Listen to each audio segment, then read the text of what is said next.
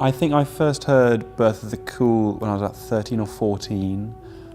It started gnawing away at me, and I remember just being totally overwhelmed by the sensory experience of it, and it speaking a different language from the stuff I'd been doing before. The laid-back nature of some of the tracks they're prepared to just sit, slowly unfurling these lines to you. It's trying to really sing something new.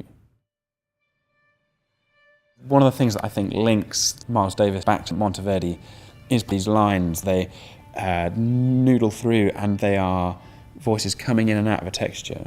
And that polyphonic texture dominated all of Monteverdi's period of composition. That, to me, is exactly what's going on in Birth of the Cool. Again, they're different points on the same spectrum of acknowledging that music is both composed and it's realised in the moment. Both of these periods speak to each other, and there's no reason why you can't cross-pollinate from one to the other. So we're juxtaposing, through the first half of our programme, some of the stuff that Monteverdi was writing, some of the stuff that Miles Davis was writing. And then in the second half, we've got our brilliant composer, Effy, to write us a new piece.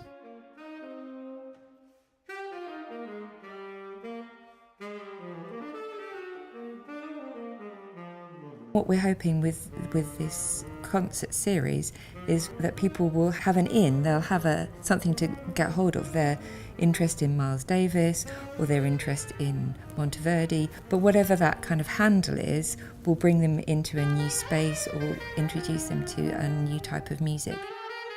Effy's a composer whose work I've been admiring for a couple of years now. I love how it's physical music, and it's music of place and people.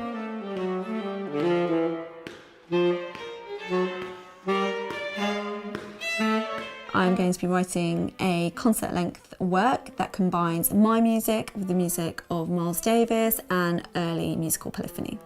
Expect to hear motions of counterpoint interjected with spicy, rich jazz chords, explosive sax solos, and also the multi-instrumentalists of his orchestra. The Zeitgeist Chamber Orchestra has this very unique selling point, which is that it's made up of instrumentalists that play lots of different instruments and to a very high standard. All of a sudden your instrument list has grown, you know, your ensemble has grown. You start off with maybe 10 instrumentalists, but really you've got 20. The players are really key to this project. I've been working with them for a long time. They're such great friends, but they are all these interesting musicians. They are odd shapes. You know, they're saxophonists, they're violinists, they play early music, they play new music, they play church music, they play jazz. None of them can be pigeonholed. I feel like sometimes they have to leave half of themselves outside at the door. They have to